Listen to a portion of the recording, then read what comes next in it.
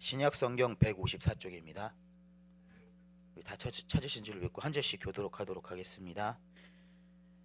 예수께서 이르시되 내가 진실로 진실로 너희에게 이르노니 인자의 살을 먹지 아니하고 인자의 피를 마시지 아니하면 너희 속에 생명이 없느니라.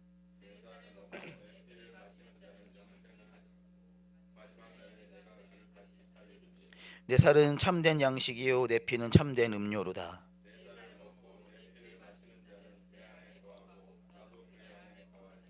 살아계신 아버지께서 나를 보내심에 내가 아버지로 말미암아 사는 것 같이 나를 먹는 그 사람도 나로 말미암아 살리라.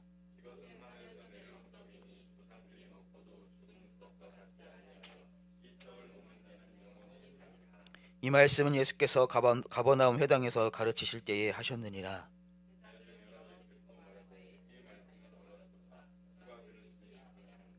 예수께서 스스로 제자들에게 이 말씀에 대하여 수군거리는 줄 아시고 이르시되 이 말이 너희에게 걸림이 되느냐?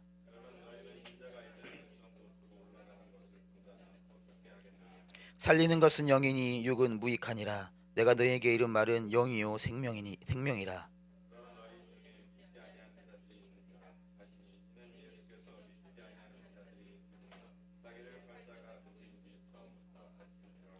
또 이르시되 그러므로 전에 너희에게 말하기를 내 아버지께서 오게 하여 주지 아니하시면 누구든지 내게 올 수 없다 하였노라 하시니라.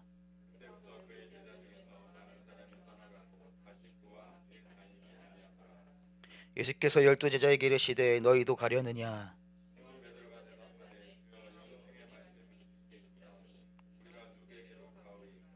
우리가 주는 하나님의 거룩하신 자이신 줄 믿고 알았사옵나이다.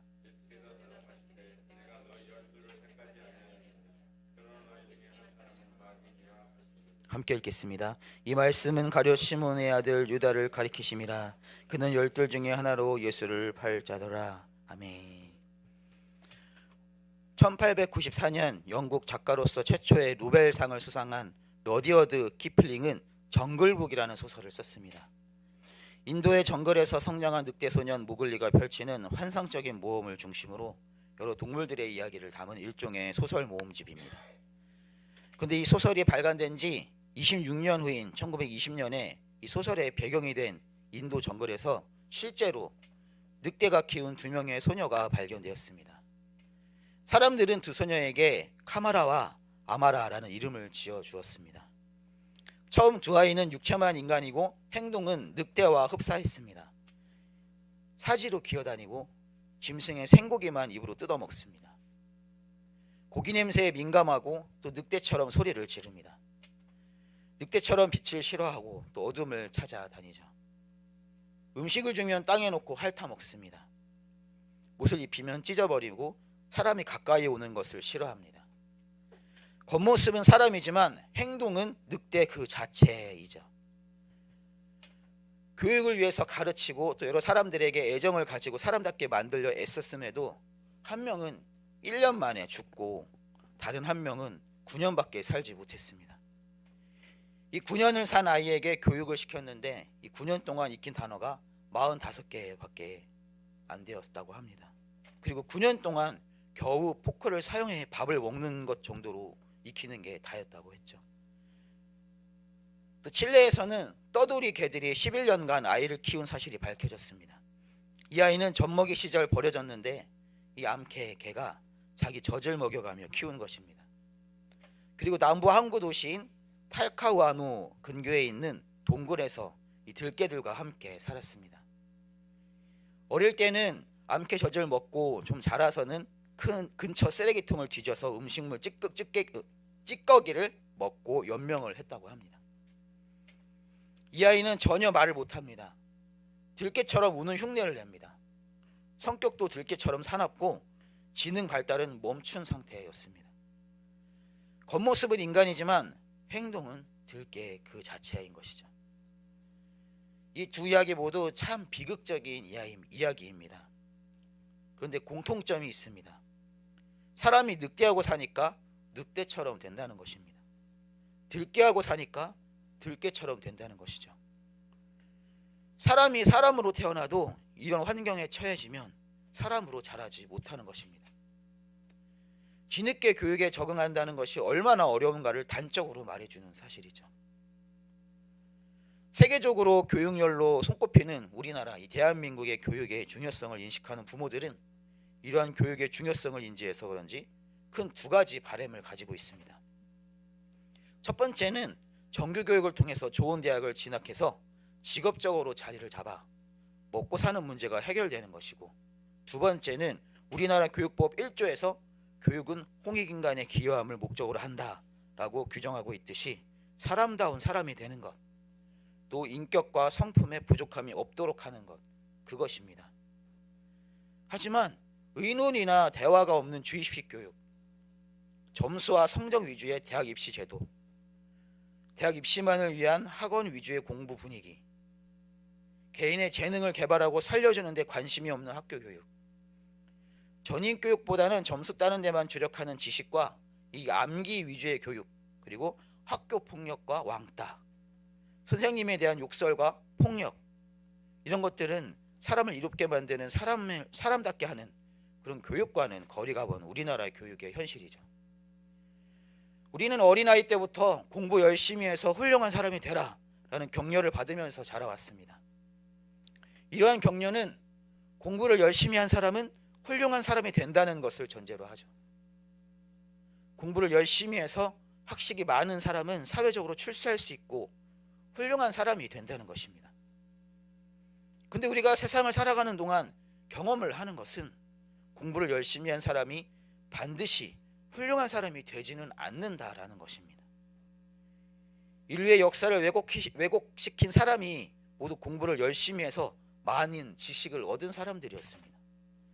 오늘날에도 세상을 어지럽히는 사람들은 공부를 못한 사람이 아니라 공부를 잘한 사람들이라는 것이죠. 한번 뜨겁게 교육에 휩싸이면 헤어나오기는 쉽지가 않습니다.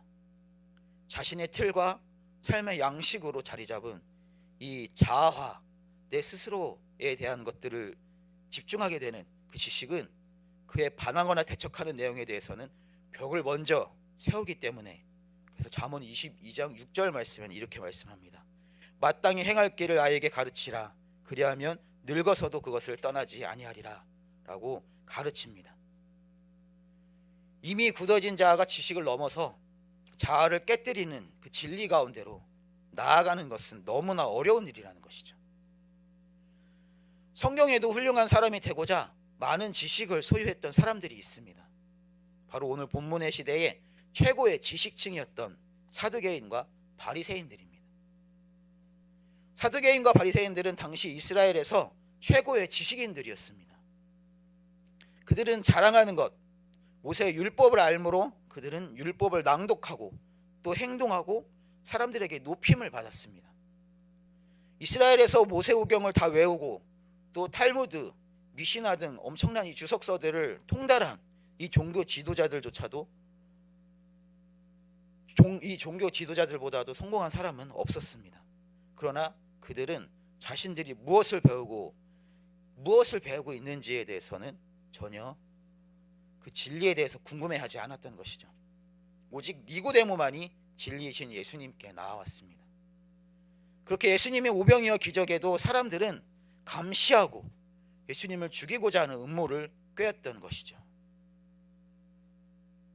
종교 지도자들뿐만 아니라 이 문맹률이 엄청난, 비록 교육의 열악한 환경 가운데 놓였던 이스라엘 사람들일지라도 자신의 관점과 틀이 이 굳어져 버린 많은 사람들이 있었습니다. 이들은 오병이어의 기적을 보고 예수님께 나왔습니다. 그리고 예수님께 말했습니다. 우리가 보고 당신을 믿도록 행하시는 표적이 무엇이니까? 하시는 일이 무엇이니까?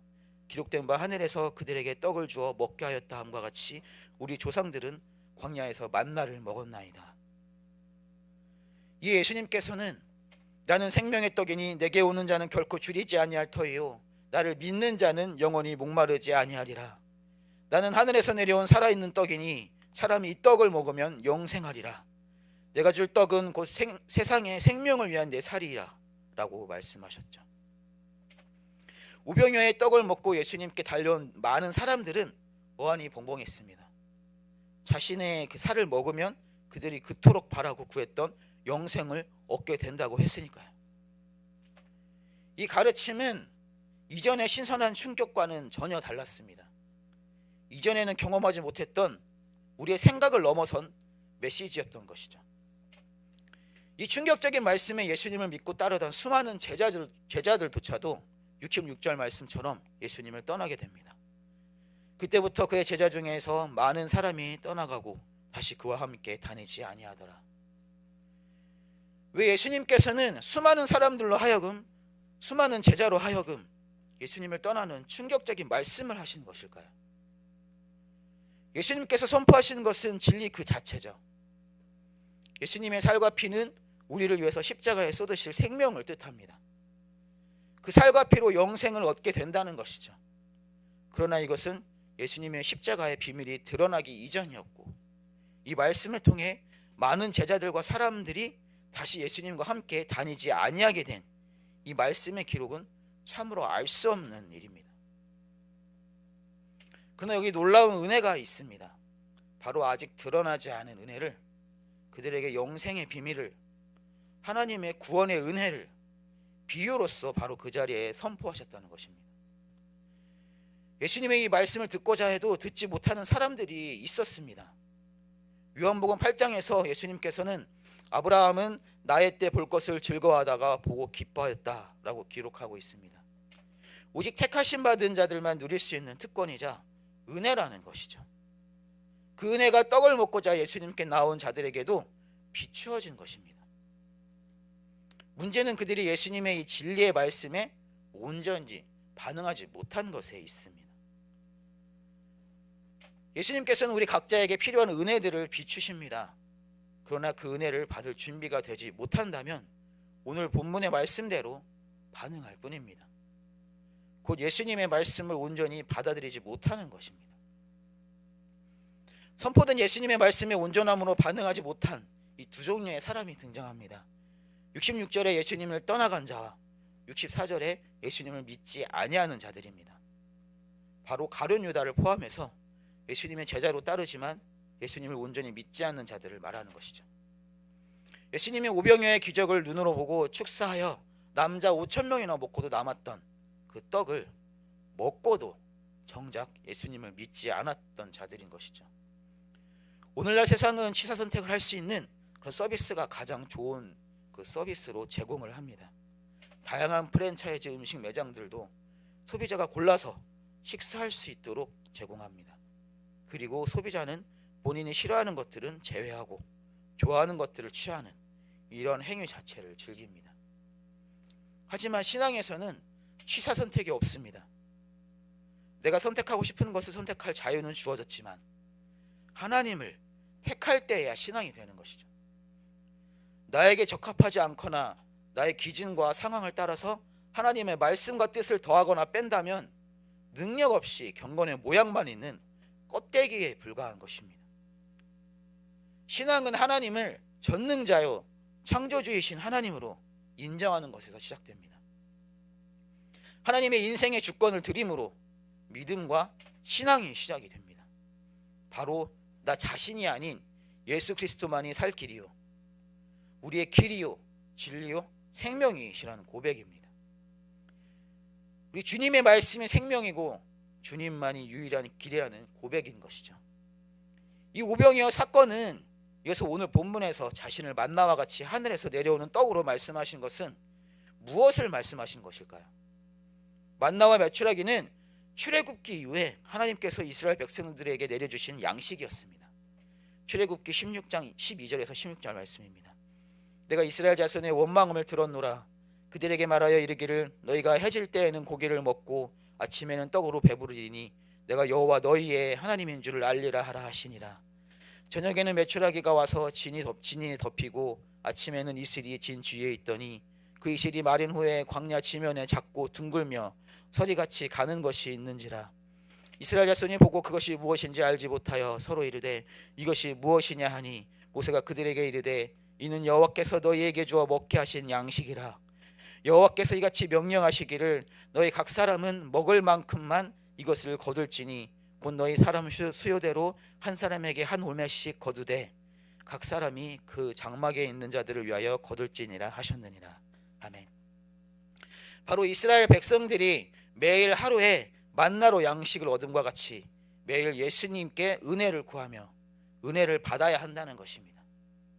우리는 하루하루 살아갈 은혜가 필요합니다. 나의 힘으로 할 수 있는 것 같고 나의 힘으로 살 수 있다고 한다고 하지만 내 힘으로는 부서지고 탈이 나게 됩니다. 우리를 지치게 하는 거친 세상에 우리는 하나님의 은혜가 필요합니다. 하루에 벌어지는 일들이 너무나 많습니다. 해야 할 일들과 사람들과의 만남, 또 준비해야 할 많은 것들이 있음에도 우리는 하루를 시작할 때 먼저 하나님께 기도해야 합니다. 오늘 하루를 살아갈 은혜를 구하는 것이죠. 아침에 만나를 구하는 이 기도의 행위는 주님의 뜻대로 모든 것을 감당할 수 있도록 하는 능력이 됩니다. 또 우리에게 필요한 물질과 양식들이 있지 않습니까? 이 또한 주님께 기도해야 합니다. 오늘 나에게 필요한 일용할 양식과 물질을 구하는 것입니다. 내가 계획한 대로 행할 수 있습니다. 또 나의 가진 힘으로 나의 능력대로 행할 수 있습니다. 또 나에게 있는 양식과 물질로 오늘 하루를 보낼 수 있습니다. 그러나 하나님께 만나의 은혜를 구하는 것은 하나님과 더욱 친밀한 교제 가운데 우리를 인도하는 것이죠. 작은 것에서 아버지의 사랑과 뜻을 발견하게 됩니다. 하나님께 붙들려 하나님의 인도 가운데로 나아가도록 합니다. 우리는 삶의 모든 영역에서 점차 세밀한 부분까지 하나님의 은혜를 구하며 나아가야 합니다. 매일의 만나는 곧 매일 주님을 의지하는 것입니다. 만나를 양식 삼는 것은 이 생명이 주님께 있음을 전적으로 신뢰하는 것입니다. 주님을 따라 나아가는 것이죠. 신령한 만나를 매일 먹되 걸림이 되는 만나 또한 먹어야 합니다. 오늘 본문 60절 61절 말씀입니다. 우리 함께 읽어보도록 하겠습니다. 함께 읽겠습니다. 시작.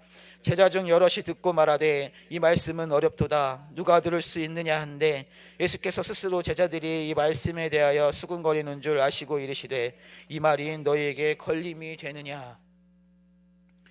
여기서의 걸림은 걸려 넘어지게 하는 장애물 또는 범죄하게 하는 요소를 뜻하고 또 본문에서는 심령의 절망에 빠진 상태를 말합니다.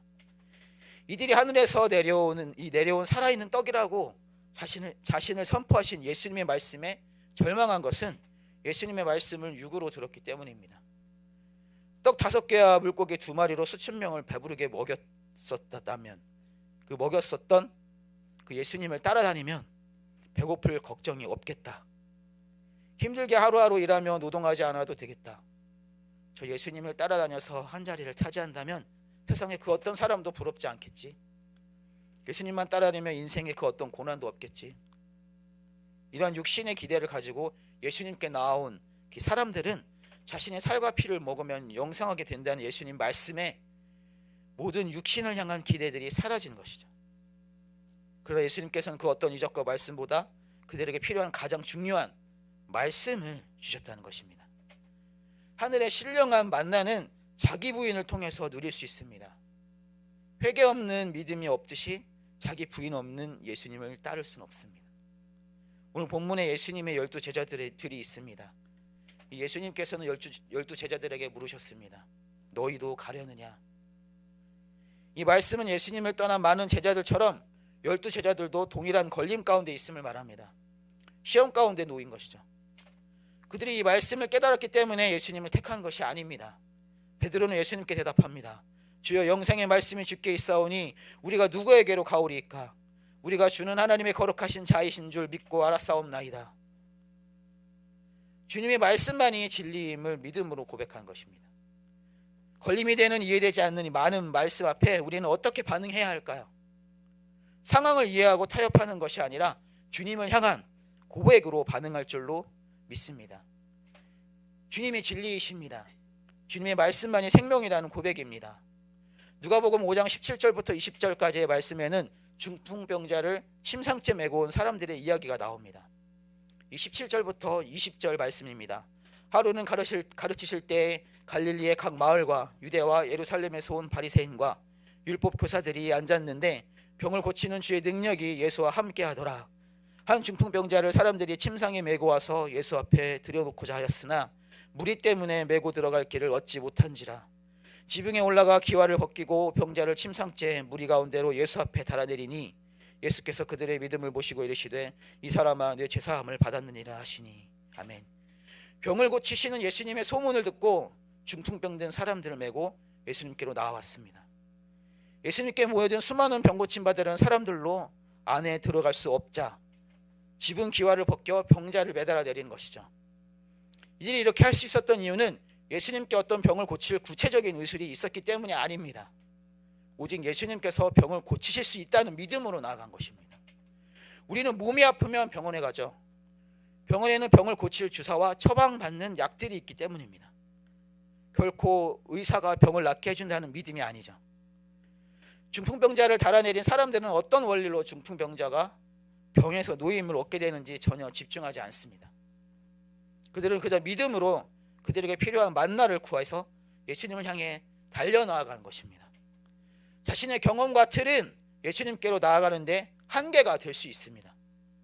이 바리새인들과 예수님의 말씀에 등을 돌린 본문의 이들처럼 주님을 따르기 위해서는 예수님의 가르침을 받아 자신의 한계를 깨트려야 합니다. 지식의 한계, 이성의 한계, 자신의 연약함을 가진 한계들에 대해서 곧 자아를 부인하고 믿음으로 주님을 향해 발을 내딛는 것입니다. 걸림의 만나가 주어졌을 때, 주님의 음성을 들었을 때 어떻게 해야만 할까요? 주님, 저는 모릅니다. 주님만 아십니다. 인정하고 믿음으로 주님께 향하는 것입니다. 나의 옳음, 인정받고자 하는 욕구 등 그 한계에 부딪힐 때에도, 그럼에도 진리 되시는 주님을 바라볼 때 우리 주님 되시는 예수님께서는 행하시는 새 일을, 예수님께서 행하시는 그 새 일을 경험하게 될 줄로 믿습니다. 매일 우리의 일용할 은혜들을 주님께 구하되 걸림이 되는 음성에도 주님께 믿음을 드려 전심으로 주님께 향하시는 우리 모두가 되시길, 또 주님 말씀하시는 그 진리의 길로 행하시는 우리 모두가 되시길 간절히 바라고 원합니다.